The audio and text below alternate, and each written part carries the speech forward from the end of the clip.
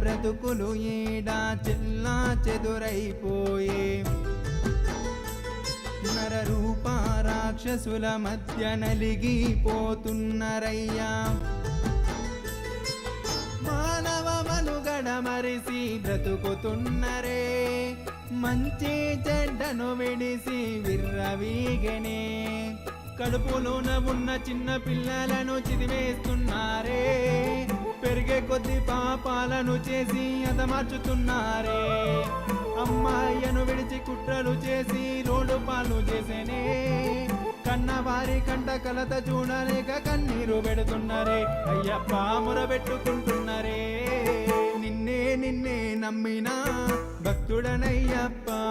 నీ కన్నే అలవక కాపాడు అయ్యప్ప